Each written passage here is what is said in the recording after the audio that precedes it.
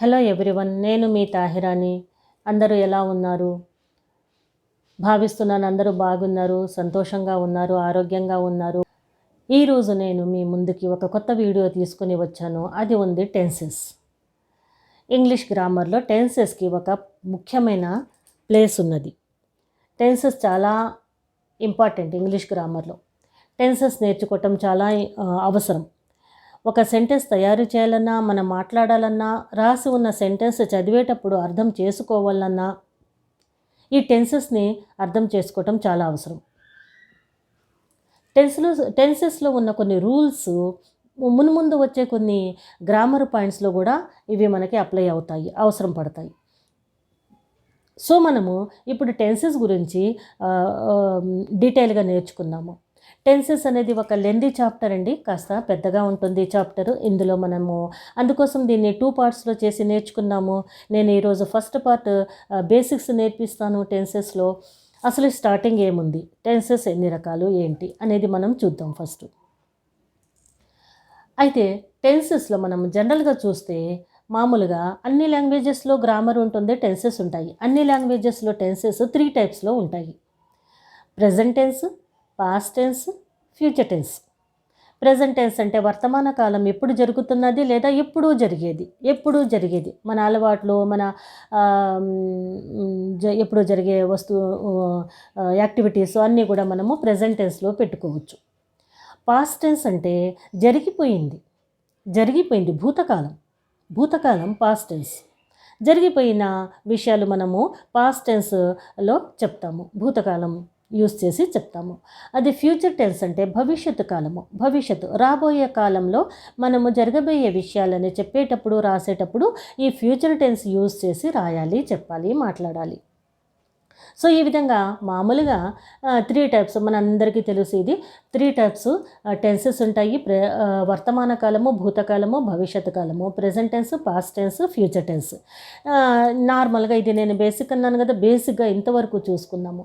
ఆ తర్వాత నెక్స్ట్ స్టెప్లో ఏమి చూద్దామంటే, ఈ టెన్సెస్ని ప్రెజెంట్ టెన్స్ అయినా, పాస్ట్ టెన్స్ అయినా, ఫ్యూచర్ టెన్స్ అయినా మనం ఎట్లా అర్థం చేసుకోవాలి.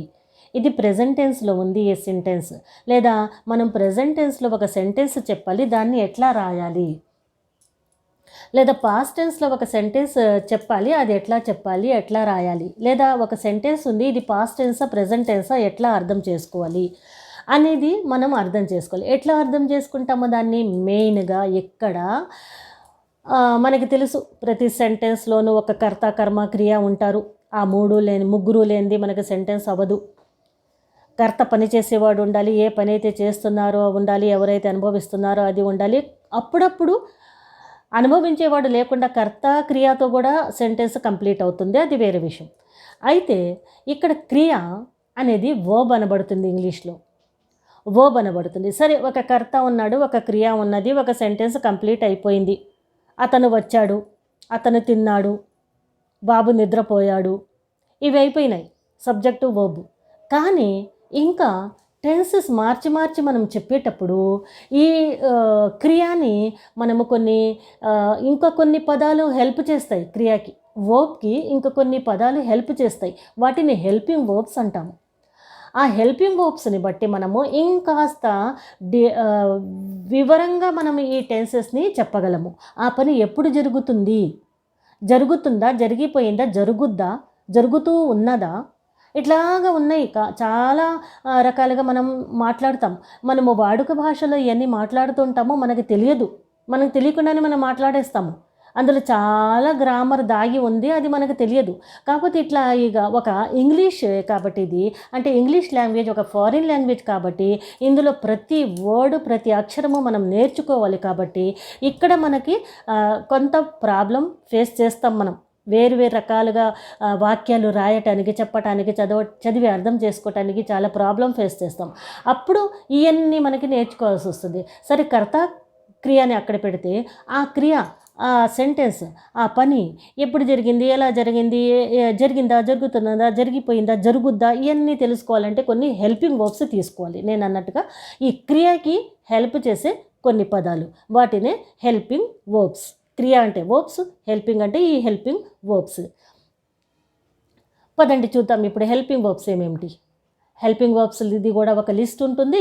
అవన్నీ ఒక చోట రాసుకొని మనం నేర్చుకుంటే మాటిమాటికి ఒకసారి చూస్తే వాటి వైపు ఒక 10 సార్లు చదివితే మనకు ఒక ఐడియా వస్తుంది. సో అందుకోసమే నేను ఒక లిస్ట్గా ఇచ్చాను నేను మీకు.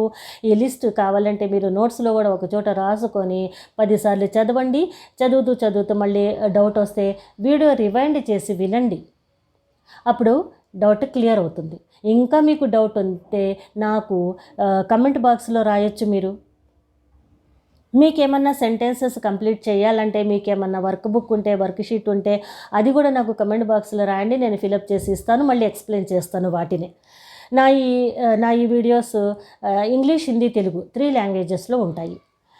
ప్లీజ్ నన్ను కోఆపరేట్ చేయండి. మీరు చూడండి ఈ వీడియో ఎలా ఉందో. సో ఈ విధంగా helping verbs am, is, are ఇవి వచ్చేసి ప్రెజెంట్ టెన్స్కి సంబంధించినవి. అయితే ఈ ప్రెజెంట్ టెన్స్లో యామ్, ఈజ్, ఆర్ 3 ఉన్నాయి. 3 ఎప్పుడు యూజ్ చేయాలి? ప్రెజెంట్ టెన్స్ అంటే ఒకటే కదా అని మనకి డౌట్ వస్తుంది. అయితే దాన్ని వివరంగా నేను చెప్పాను కదా, నెక్స్ట్ వీడియోలో చెప్తాను. ఆ తర్వాత ఎగ్జాంపుల్స్తో సహాగా ఏది ఎప్పుడు ఎట్లా యూజ్ చేయాలనేది నెక్స్ట్ వీడియోలో చెప్తాను. ఆ తర్వాత వాజ్, వర్ ఇది పాస్ట్ టెన్స్ భూతకాలానికి సంబంధించింది. హ్యావ్, హ్యాజ్ ఇది ప్రెజెంట్ టెన్స్ మళ్ళీ వర్తమాన కాలానికి సంబంధించింది ఇది కూడా. కాకపోతే ఇది ఎప్పుడు ఎట్లా యూజ్ చేయాలనేది మనం ముందు నేర్చుకుందాము. హ్యాడ్ ఇది భూతకాలానికి సంబంధించింది ఇది కూడాను. విల్, బీన్ కూడా ఒక helping verb. Will, shall future tense భవిష్యత్తు కాలాన్ని తెలియజేస్తుంది. Be, do, did, does, may, might, should, would, could, ought to ఇవన్నీ కూడాను హెల్పింగ్ వర్బ్స్ అనబడతాయి. ఈ విధంగా ఒక లిస్ట్ మనం ముందు మైండ్లో పెట్టుకుంటే మంచిది. మాటికి ఎత్తుక్కోకుండా ఇదేంటి హెల్పింగ్ వర్బా ఏంటిది అని మనం ఎత్తుకుంటూ ఉంటాం కదా. ఆల్రెడీ మనం పార్ట్స్ ఆఫ్ స్పీచ్లో నేర్చుకున్నాము. వేరియస్ పార్ట్స్ ఉంటాయి ఒక సెంటెన్స్లో, చాలా రకాలు ఉంటాయి. నౌన్, వర్బ్, అడ్జెక్టివ్ అవన్నీ ఉంటాయని నేర్చుకున్నాం. కాబట్టి హెల్పింగ్ వర్బ్ నేర్చుకోలేదు. ఒక సెంటెన్స్లో హెల్పింగ్ వర్బ్ కూడా ఉంటుంది. అది ఇక్కడ టెన్సెస్లో వస్తుంది ఆ హెల్పింగ్ వర్బ్ గురించి. సో టెన్సెస్లో నేను ఈ హెల్పింగ్ వర్బ్స్ గురించి చెప్తున్నాను. ఇది ఒక లిస్ట్, ఇది గుర్తుంచుకోండి. ఆ తర్వాత దీన్ని ఎట్లా యూజ్ చేయాలనేది కూడా చెప్పబోతున్నాను. కాబట్టి అది కూడా వివరంగా విని గుర్తుంచుకోండి. సో ఈ విధంగా ఆ పైన ఉన్నది 3 టైప్స్ ఆఫ్ టెన్సెస్. నెక్స్ట్ పారాగ్రాఫ్లో ఇచ్చాను హెల్పింగ్ వర్బ్స్. ఇప్పుడు వద్దాము నెక్స్ట్ ఒక టేబుల్ కనిపిస్తుంది మీకు చూడండి. ఆ టేబుల్లో నేను 3 పర్సన్స్ని రాశాను. ఆ 3 పర్సన్స్ అంటే ఏమిటి? ఇవి ఏమిటి టేబుల్లో ఉన్నవి? ఇవన్నీ కూడాను సబ్జెక్ట్స్ అనబడతాయి. ఇవన్నీ కూడాను సబ్జెక్ట్స్ అనబడతాయి. సబ్జెక్ట్స్ అంటే మన దగ్గర ఒక సెంటెన్స్లో సబ్జెక్ట్ కంపల్సరీ అని చెప్పాను. ఆ సబ్జెక్ట్ ఏదైనా అవ్వచ్చు. ఐ అంటే నేను, వి అంటే మేము లేదా మనము, ఓకే, యు నువ్వు, అగైన్ యు మీరు, హీ అంటే అతను, షీ అంటే ఆమె, ఇట్ అంటే ఏదన్నా జంతువులు కానీ వృక్షాలు కానీ అవన్నీ ఉంటాయి. దే దానికి ప్లూరల్గా దే ఉంటుంది. అయితే ఈ విధంగా అన్నీ సబ్జెక్ట్స్ ఇవి. ఈ సబ్జెక్ట్స్ని మనము 3 టైప్స్ ఆఫ్ పర్సన్స్లో డివైడ్ చేసాము. ఇది గుర్తుంచుకోవటం అవసరం మనకి. ఈ మొత్తం సబ్జెక్ట్స్ ఇవన్నీ మొత్తం సబ్జెక్ట్స్ అనుకోండి. ఇంకా వీటికి బయట ఏమీ సబ్జెక్టు మీకు లేదు. అది ఎట్లాగో ఇంకోసారి వివరంగా చెప్తాను నేను. ఇవన్నీ మొత్తం సబ్జెక్ట్స్. ఈ సబ్జెక్ట్స్ని మళ్ళీ 3 టైప్స్లో డివైడ్ చేసాము. ఈ 3 టైప్స్లో మళ్ళీ సింగులర్, ప్లూరల్ కూడా ఉంది. చూడండి, ఫస్ట్ పర్సన్లో సింగులర్ ఏంటి? ఐ. ప్లూరల్ ఏంటి? వి. నేను, వి మేము లేదా మనము. ఈ విధంగా I, we first person singular, plural. Second పర్సన్లో సింగులర్ యు, ప్లూరల్ కూడా యు. అది ఎలాగా? ఇక్కడ మనకి డౌట్ ఉంది. సింగులర్ కూడా యు అంటున్నాము, ప్లూరల్ కూడా యు అంటున్నాము. అదే లాజిక్ మన ఇంగ్లీష్ లాంగ్వేజ్లో ఉన్నది. ప్రత్యేకంగా ఇంగ్లీష్ లాంగ్వేజ్లో ఇట్లాగా ఒకళ్ళని కూడా యు అని సంబోధిస్తాము. చాలామందిని, ఒక గ్రూప్ ఆఫ్ పీపుల్ని, ఒక గ్రూప్ని కూడా మనం యు అని సంబోధిస్తాము. You Ambika do this work, you Gopal come here. ఇట్లాగా అంబిక, గోపాల్ వాళ్ళు ఒకళ్ళే సింగులర్, కానీ వాళ్ళని యు అన్నాం మనం. అదేవిధంగా you students complete this work with in 5 minutes. ఈ విధంగా స్టూడెంట్స్ అంటే అందులో చాలామంది ఉన్నారు, వాళ్ళని కూడా మనం యు అంటున్నాము. ఇది యూసేజ్. ఈ విధంగా ఉంటుంది యు యొక్క యూసేజ్ ఇంగ్లీష్ లాంగ్వేజ్లో. అది మనము సెంటెన్స్ మొత్తం చదివి అర్థం చేసుకోవాలి. ఇది యు సింగులర్ యూనా, ప్లూరల్ యూనా అనేది మనం అర్థం చేసుకోవాలి. ఆ తర్వాత ఇంకో లాజిక్ పాయింట్, ఒక ఇంపార్టెంట్ పాయింట్ ఇక్కడే నేను చెప్పేస్తున్నాను. యూతో పాటుగా అది సింగులర్ కానీ ప్లూరల్ కానీ హమేషా ఆర్ అనే హెల్పింగ్ వర్బ్ వస్తుంది. యూలో హమేషా హెల్పింగ్ వర్బ్ ఆర్ ఉంటుంది.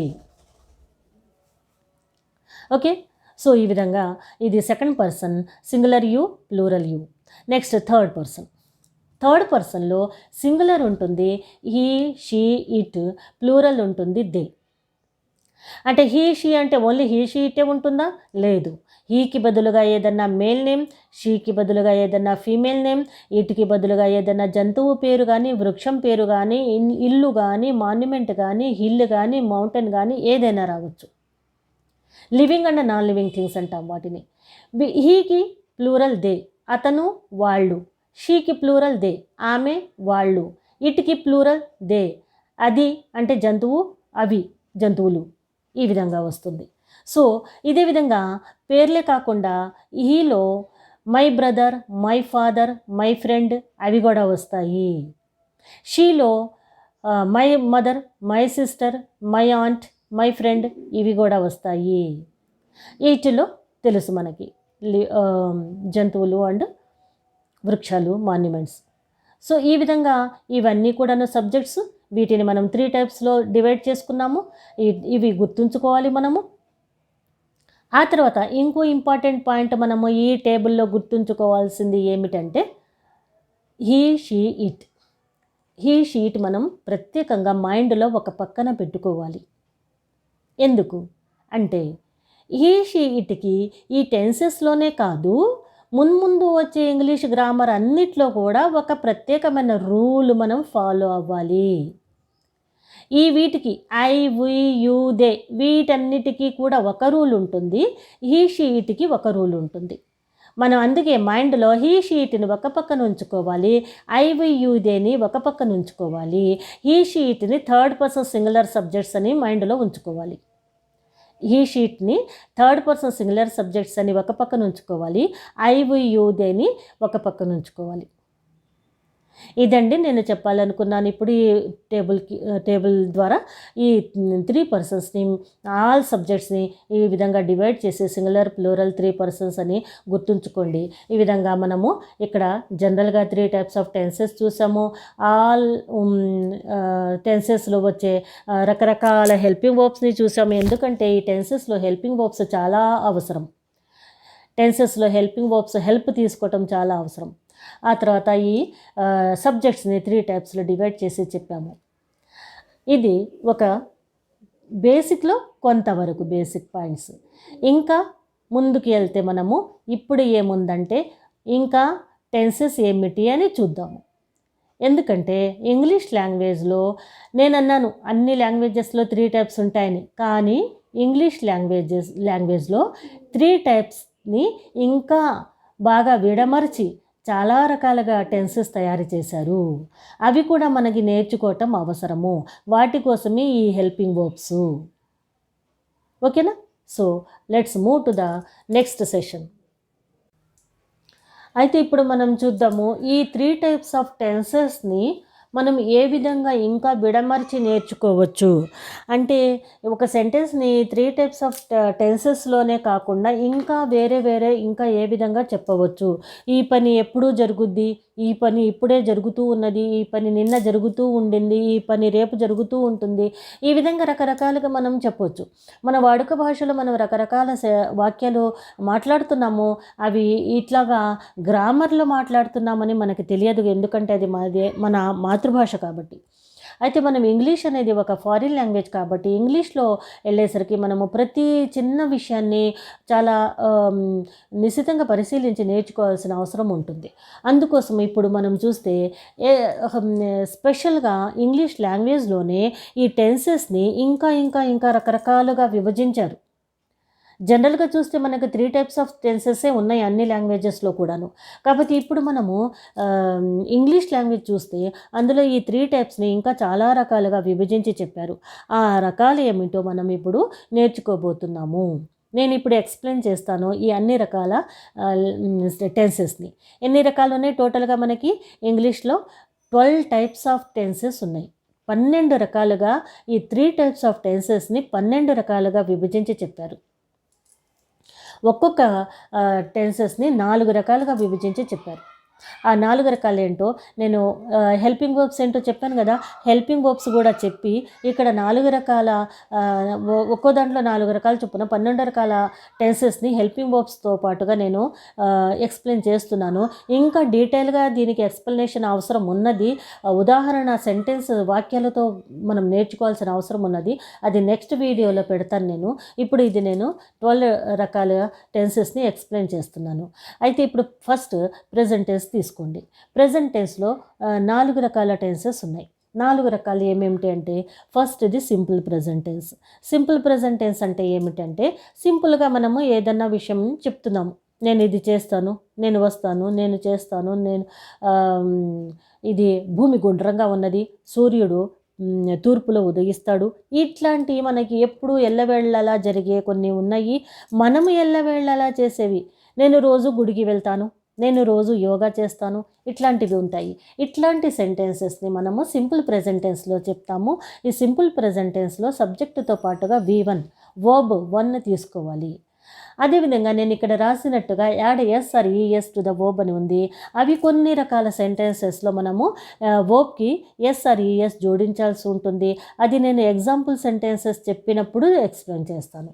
అప్పుడు మీకు బాగా అర్థమవుతుంది.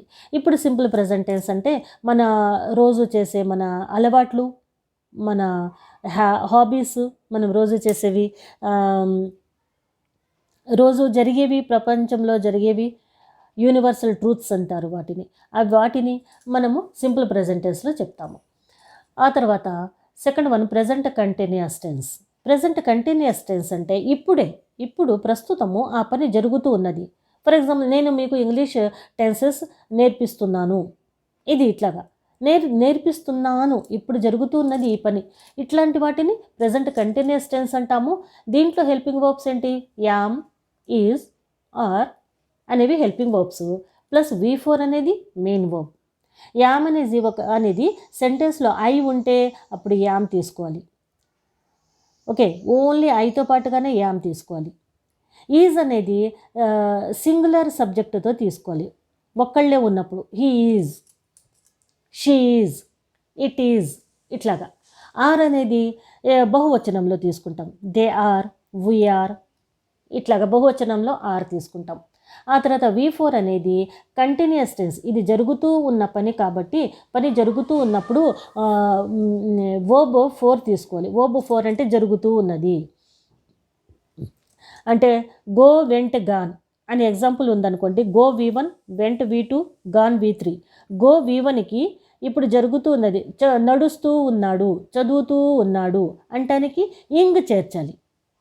రీడ్ V1 అయితే ఇంగ్ చేర్చితే రీడింగ్ అవుతుంది. ఆ రీడింగ్ V4 అవుతుంది. రీడ్ చదువుతున్నాడు, రీడ్ చదవటం, రీడింగ్ చదువుతున్నాడు. ఇప్పుడు చదువుతున్నాడు అంటానికి రీడ్కి ఇంగ్ చేర్చాలి. ఈ విధంగా V4 ఉంటుంది కంటిన్యూస్ టెన్స్లో. ఆల్వేస్ ఏదైతే పని జరుగుతూ ఉన్నదో అప్పుడు మనము ఆల్వేస్ V4 తీసుకోవాలి.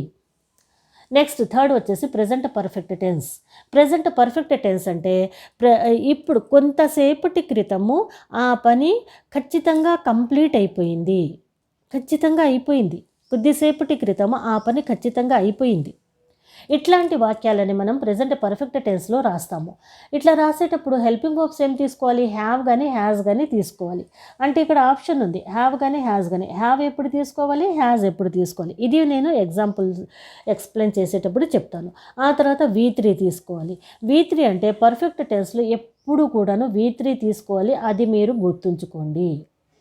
పని జరుగుతున్నది అంటే కంటిన్యూస్ టెన్స్ అంటే అందులో V4 ఉండాలి, అది గుర్తుంచుకోండి. పర్ఫెక్ట్ టెన్స్ అంటే కొంతసేపటి క్రితము లేదా మొన్న, 1 వీక్ బ్యాక్, 1 మంత్ బ్యాక్ ఇది కంప్లీట్గా అయిపోయింది పని అని. కానీ అట్లాగా ఏదైనా పని కంప్లీట్గా పర్ఫెక్ట్గా అయిపోయింది అంటానికి V3 తీసుకోవాలి. సో ఇక్కడ ప్రెజెంట్ పర్ఫెక్ట్ టెన్స్లో హ్యావ్ ఆర్ హ్యాస్తో పాటుగా V3 తీసుకోవాలి. Next present perfect continuous tense. కొద్దిసేపటి క్రితము ఆ పని ఖచ్చితంగా కొంతసేపు జరుగుతూ ఉండింది.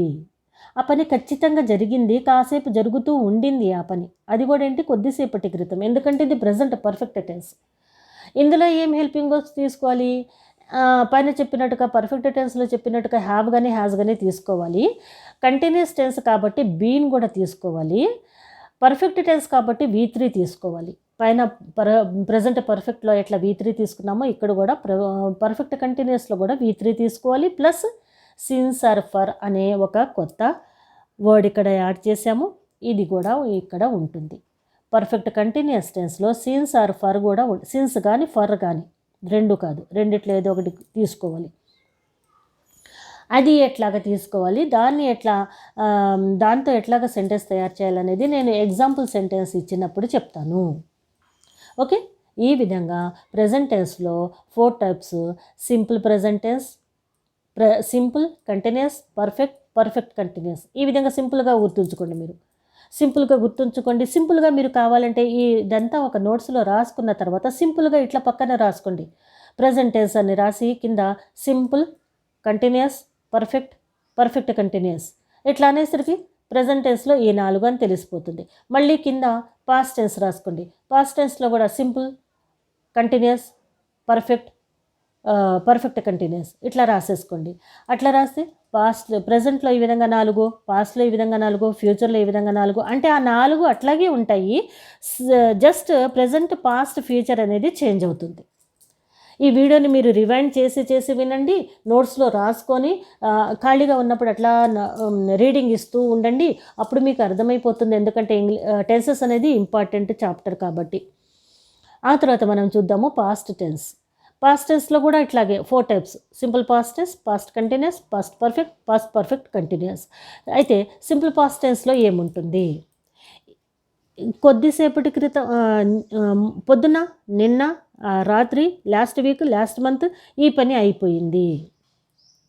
పాస్ట్లో భూతకాలంలో ఈ పని అయిపోయింది.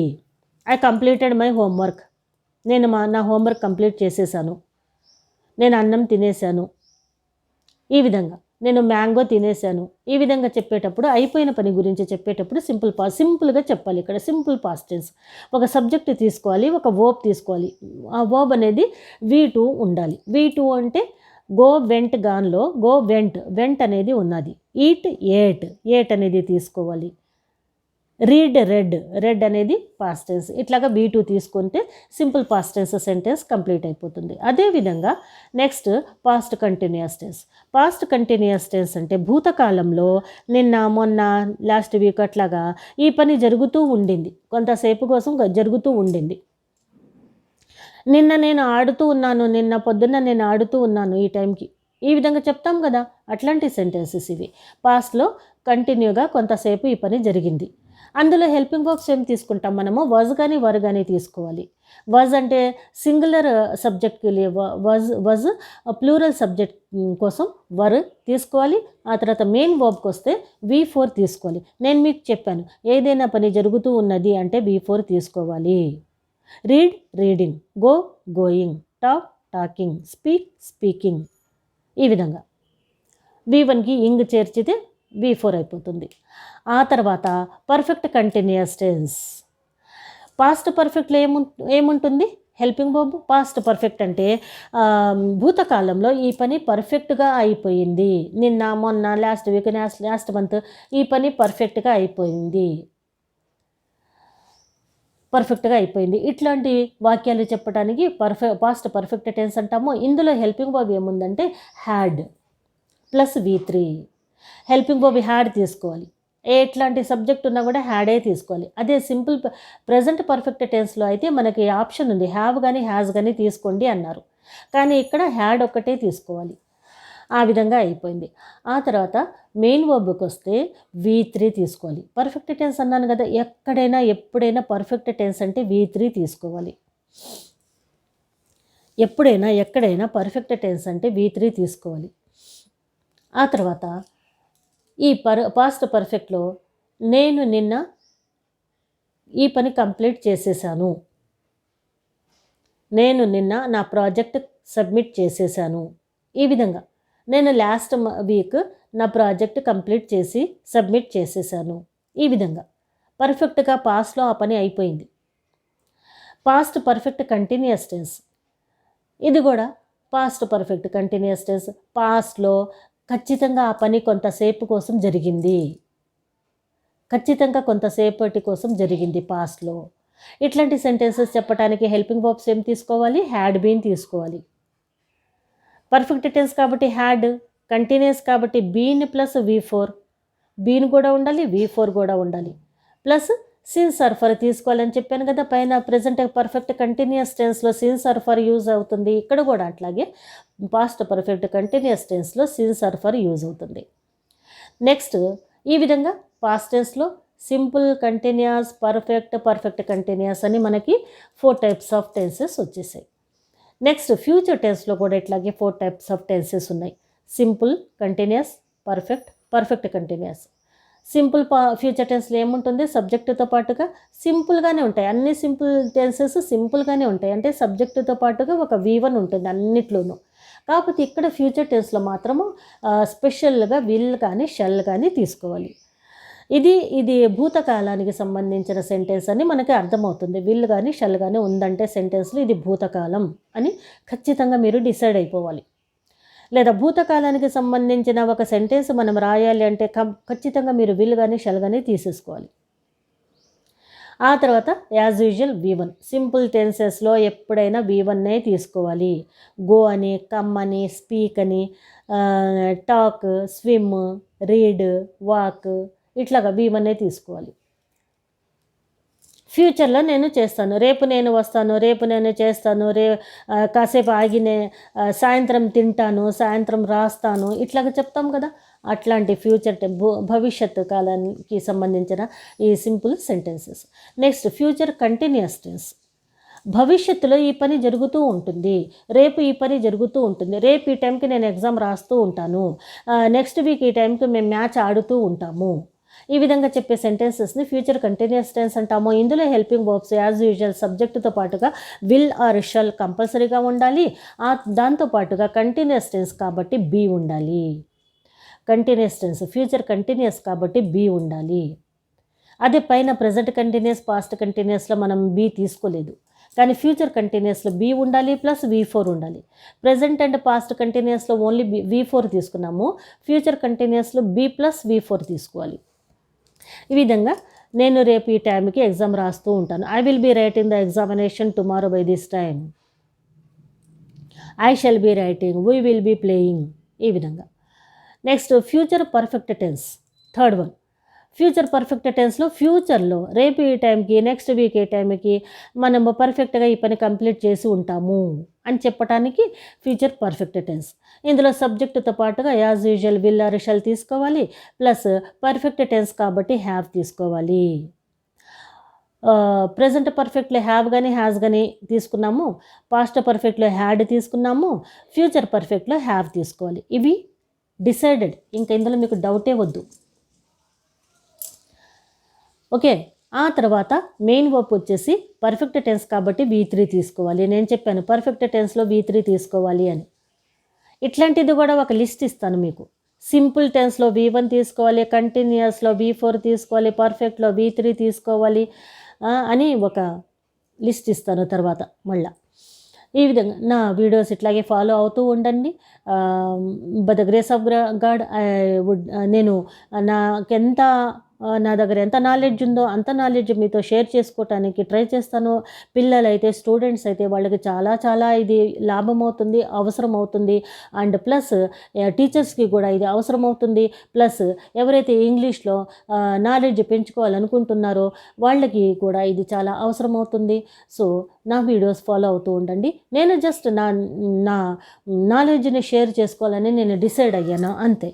మీరు షేర్ చేయండి, సబ్స్క్రైబ్ చేయండి, లైక్ చేయండి, అది మీ ఇష్టం. ఆ తర్వాత ఫ్యూచర్ పర్ఫెక్ట్ టెన్స్లో will or shall plus have plus V3. Next ఉంది last but not least future perfect continuous tense. ఇందులో సబ్జెక్టుతో పాటుగా విల్ ఆర్ షల్ తీసుకోవాలి, ప్లస్ హ్యావ్ బీన్ తీసుకోవాలి. ఎందుకంటే పర్ఫెక్ట్ కంటిన్యూస్ కాబట్టి హ్యావ్ బీన్ ప్లస్ V4 తీసుకోవాలి. పర్ఫెక్ట్లో హ్యావ్ ఉండాలి, కంటిన్యూస్ కాబట్టి బీన్ ప్లస్ V4 ఉండాలి. ఆ తర్వాత సిన్స్ అండ్ ఫర్ కూడా మనము సెంటెన్స్ని బట్టి మనకి వస్తుంటుంది, సెంటెన్స్లో అది కూడా యూజ్ అవుతుంది. సో ఈ విధంగా present perfect, future perfect, continuous tense. So చూసారుగా ఈ విధంగా ఎవ్రీ టెన్స్లో 4 టైప్స్ ఆఫ్, ప్రెజెంట్ టెన్స్లో 4 టైప్స్, పాస్ట్ టెన్స్లో 4 టైప్స్, ఫ్యూచర్ టెన్స్లో 4 టైప్స్ సెంటెన్సెస్ ఉన్నాయి. టోటల్ 12 టైప్ ఆఫ్ టెన్సెస్ మనకి ఇంగ్లీష్లో ఉన్నాయి. ఇవన్నీ నేర్చుకోవటం చాలా అవసరం. ఈ టెన్సెస్కి హెల్పింగ్ వర్బ్స్ నేర్చుకోవటం చాలా అవసరం. ఏ టెన్స్కి ఎట్లాంటి హెల్పింగ్ వర్బ్ తీసుకోవాలి అనేది మనకి చాలా అవసరం తెలుసుకోవటం. సో వీడియోని రివైండ్ చేసి వినండి, రాసుకొని ఒకసారి రీడింగ్ ఇవ్వండి. మీకు ఇంకా డౌట్ ఉంటే నాకు కమెంట్ బాక్స్లో రాయండి. మీకు ఏమైనా ఎక్సర్సైజెస్ కావాలంటే కమెంట్ బాక్స్లో రాయండి, నేను ఫిలప్ చేసి ఇచ్చి ఎక్స్ప్లెయిన్ కూడా చేస్తాను. So this is my small effort, whole heartedly giving this effort to share my knowledge. ఇదంతా వీడియో మీకు నచ్చింది అని అనుకుంటున్నాను. లైక్ చేయండి, షేర్ చేయండి, సబ్స్క్రైబ్ చేయండి, నన్ను ఎంకరేజ్ చేయండి. మీకు ఇంకేమన్నా డౌట్స్ ఉంటే నాకు తెలియచేయండి. నా ఈ వీడియోస్ అన్నీ కూడాను ఇక ఇంగ్లీష్, హిందీ, తెలుగులో ఉంటాయి. ఫాలో అవ్వండి. నేను డిస్క్రిప్షన్లో లింక్ ఇస్తాను. Thank you very much.